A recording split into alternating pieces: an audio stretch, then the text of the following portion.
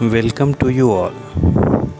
After the collection of data, next chapter is organization of data.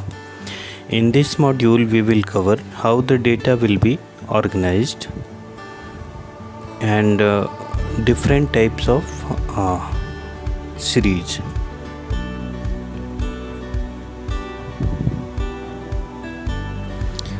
Organization of data. It refers to the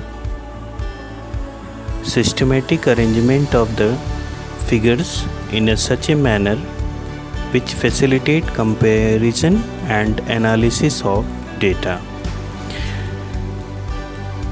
data का organisation एक तरीके से data को systematically arrange करने से related है, जिससे आसानी से डेटा को कंपेयर किया जा सके और एनालाइज करके फर्दर कंक्लूजन ड्रॉ किया जा सके।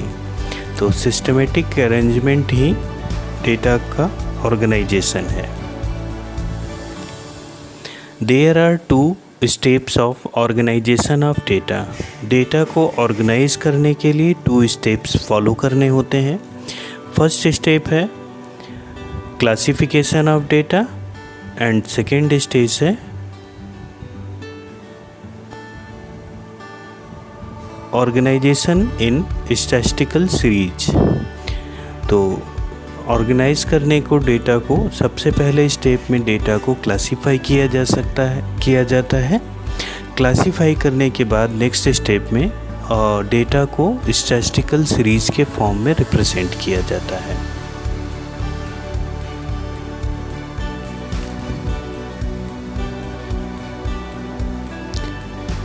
Classification of data.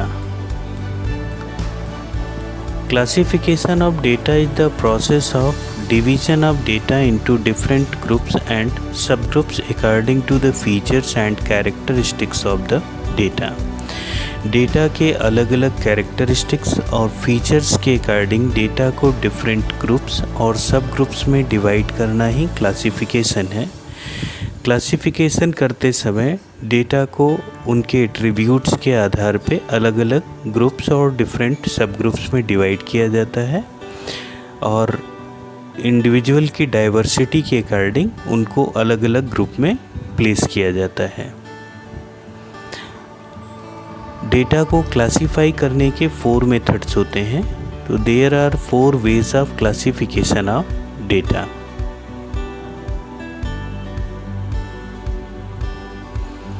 So on the basis of 4 things we can classify the data. First one is the geographical classification. In this method of classification, data is classified on the basis of geographical area or location. It is also called spatial classification. Geographical classification के method में जब हम data को classify करते हैं तो data को classify करते समय उसको एरिया या लोकेशन के बेस पे डिफरेंट पार्ट्स में डिवाइड किया जाता है। इसको स्पैटियल क्लासिफिकेशन भी कहा जाता है। जैसे अगर हम देखें एग्जाम्पल के एज एग्जाम्पल यहाँ एक टेबल फॉर्म किया गया है। इस टेबल में number of states and total food grains in 1000 tons दिया हुआ है। Number of states, name of states Andhra Pradesh, Bihar, Karnataka, Punjab, Uttar Pradesh. तो ये सब अगर स्टेट के बेस पे, यूनियन टेरिटरीज़ के बेस पे, डिस्ट्रिक्ट के बेस पे, सिटीज़ के बेस पे, कंट्रीज़ के बेस पे अगर डिवीज़न है तो ये सब क्लासिफिकेशन ज्योग्राफिकल क्लासिफिकेशन में काउंट किए जाते हैं। Next one is the chronological classification. In this method of classification, data are classified on the basis of time. It is called chronological classification. Chronological classification में data को जब time के base पे divide किया जाता है तो हम इसको classification on the basis of time या क्रोनोलॉजिकल क्लासिफिकेशन कहते हैं। जैसे अगर हम किसी भी डेटा को ईयर्स में, मंथ में, टाइम पे, डिफरेंट टाइम पे रिप्रेजेंट करें तो वो सब डेटा जो होंगे वो क्रोनोलॉजिकल ऑर्डर में क्लासीफाई किए जाते हैं। एक एग्जाम्पल पे यहाँ पॉपुलेशन ऑफ इंडिया दिया हुआ है 1941 से लेकर के 1991 तक। तो ईयर जो है 1941, 1951, 61, 71 और 81 दिया हुआ है। तो इस तरीके से ये जो डेटा प्रेजेंट किए गए हैं ये टाइम के बेस पे हैं, इस वजह से ये क्रोनोलॉजिकल क्लासिफिकेशन है डेटा का। थर्ड मेथड जो है क्लासिफिकेशन का वो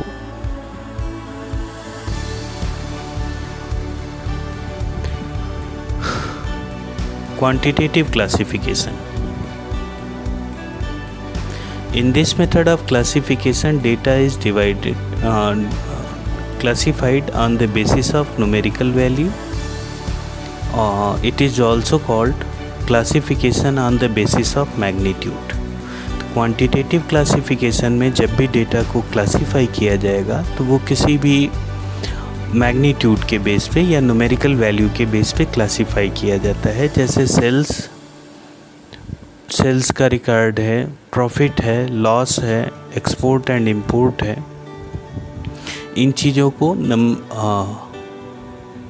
क्वांटिटीफाई जब कर दिया जाए, जैसे यहाँ पे एक एग्जांपल दिया हुआ है एनुअल प्रॉफिट का। प्रॉफिट है less than 10,000, 10,000 to 15,000, sorry 1 lakh, 1 lakh to 5 lakh, 5 lakh to 10 lakh, 10 lakh to 20 lakh. और दूसरे वाले कॉलम में नंबर ऑफ फॉर्म्स दिए हुए हैं। तो प्रॉफिट जो न्यूमेरिकल में रिप्रेजेंट किया जाता है, हाइट है, वेट है, एज है, जो नंबर्स में रिप्रेजेंट की जा सकती हैं अगर डेटा को उनके बेस पे क्लासीफाई किया जाता है तो ये क्वांटिटेटिव क्लासिफिकेशन ऑफ डेटा की कैटेगरी में आएगा। Qualitative classification, when data are classified on the basis of its quality or attributes, it is called qualitative classification. Qualitative classification is also known as classification on the basis of attributes.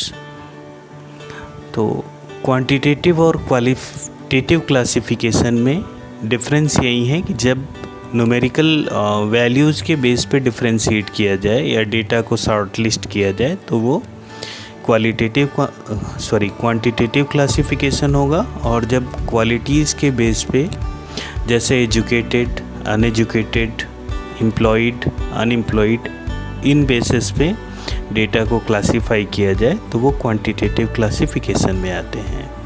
जैसे हम एक example लेते हैं, deaths due to different disease दिए हुए हैं, cancer, asthma, diabetes, कोविड-19, जिसके कारण नंबर ऑफ डेथ्स दी हुई हैं। तो ये इस तरीके के डेटा को data on the basis of attributes या क्वालिटेटिव क्लासिफिकेशन कहा जाता है। तो एरिया के बेस पे किया गया क्लासिफिकेशन, ज्योग्राफिकल क्लासिफिकेशन, टाइम के बेस पे किया गया क्लासिफिकेशन, क्रोनोलॉजिकल क्लासिफिकेशन, मैग्नीट्यूड के बेस पे किया गया क्लासिफिकेशन क्वांटिटेटिव, और क्वालिटीज़ के बेस पे किया गया क्लासिफिकेशन क्वालिटेटिव क्लासिफिकेशन होता है। तो इन 4 मेथड्स से डेटा को क्लासिफाई किया जा सकता है। Now objectives of classification. किसी भी डेटा का क्लासिफिकेशन क्यों किया जाता है, उसके पीछे उनका क्या ऑब्जेक्टिव्स है। First one is the simplification. Classification makes the data very easy and simple. Due to this, it becomes very easy to understand. Second one is the utility. Data becomes useful after the classification and it can be easily used by the different investigators. Distinctiveness. Classification makes the data special and distinct. It makes the data differentiated from other sets of data. Comparability. Classification helps in comparison of the data. With help of classification, we can easily compare one data with another. Scientific arrangement makes the data attractive and effective. Classification makes the data attractive and effective.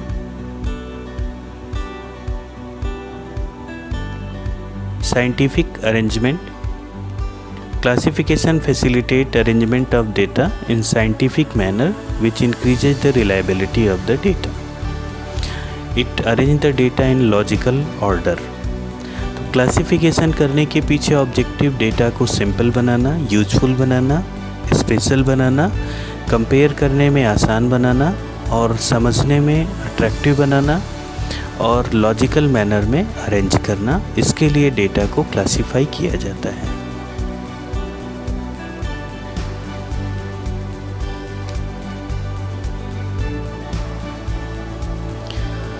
There are some basic terms related with the classification. Classification से related कुछ general terms हैं जिनको further जब हम लोग statistical series find out करेंगे तो उसमें समझना ज़रूरी होता है।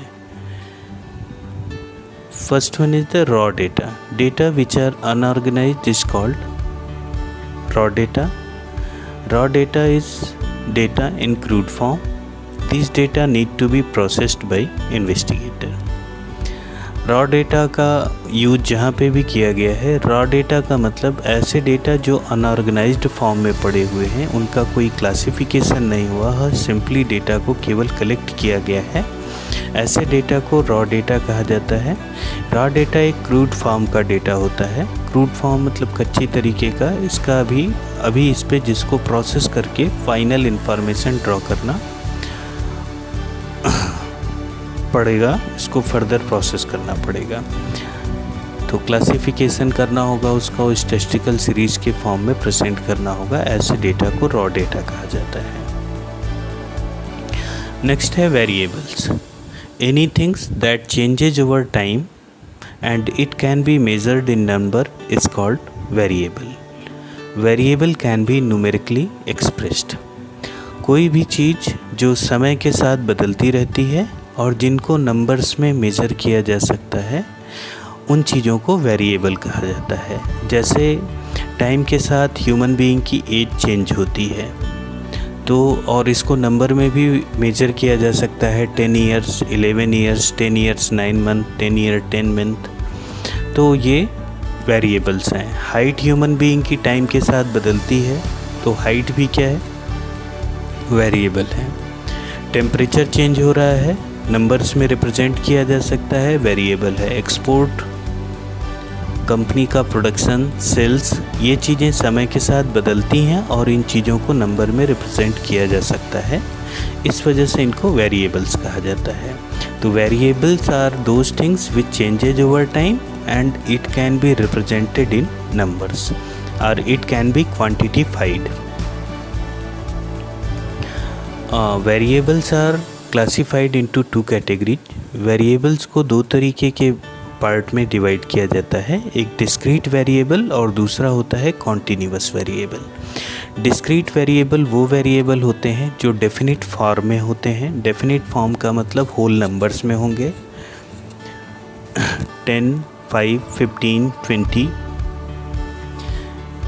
25, तो ये डिस्क्रीट वेरिएबल्स होते हैं। दूसरा होता है कॉन्टिन्यूअस वेरिएबल। कॉन्टिन्यूअस वेरिएबल्स वो वेरिएबल्स होते हैं जो रेंज के फॉर्म में होते हैं और वो उन सारी वैल्यूज़ को इंक्लूड करते हैं जो उनके बीच में आती हैं, जैसे 10 to 15। तो 10 to 15 ये रेंज के फॉर्म में है, तो ये कॉन्टिन्यूअस वेरिएबल है, जिसमें 10 to 15 में 10, 10.1, 10.2, 10.3, 10.5, 14.5 इस तरीके के होल नंबर्स और डेसिमल वैल्यू, सारी वैल्यूज़ को जो इंक्लूड करता है, ऐसे वेरिएबल्स को कॉन्टिन्यूअस वेरिएबल कहा जाता है। और होल नंबर के वेरिएबल्स डिस्क्रीट और रेंज के फॉर्म में दिए गए वेरिएबल्स कॉन्टिन्यूअस वेरिएबल्स होते हैं। Next, attributes. Anything that changes over time but it cannot be measured in numbers are it cannot be numerically expressed is called attributes. तो attributes वो qualitative nature के चीज़ें होती हैं जो टाइम के साथ चेंज तो होती हैं लेकिन उनको नंबर्स में रिप्रेजेंट नहीं किया जा सकता। जैसे ह्यूमन बीइंग की ऑनेस्टी टाइम के साथ चेंज हो सकती है लेकिन इनको नंबर में रिप्रेजेंट नहीं किया जा सकता। Goodness, excellency, knowledge, wisdom, health, तो इन कंडीशंस को जो ह्यूमन बीइंग की क्वालिटीज़ होती हैं जो टाइम के साथ चेंज होती हैं, गुडविल है फर्म की, ये सारी चीज़ें चेंज होती हैं लेकिन इनको क्वांटिटी में रिप्रेजेंट करना डिफ़िकल्ट होता है। इन चीज़ों को एट्रीब्यूट्स कहा जाता है। तो अनऑर्गेनाइज्ड और unprocessed data is called raw data. Anything which changes over time and can be represented in numbers is variable. Anything which changes over time but cannot be represented in numbers is attributes. So in this module we have covered what is organization of data, classification of data, types of classification of data, geographical classification, chronological, quantitative and qualitative classification, and objective of classification and basic terms like raw data, variable, discrete variable, continuous variable and attributes.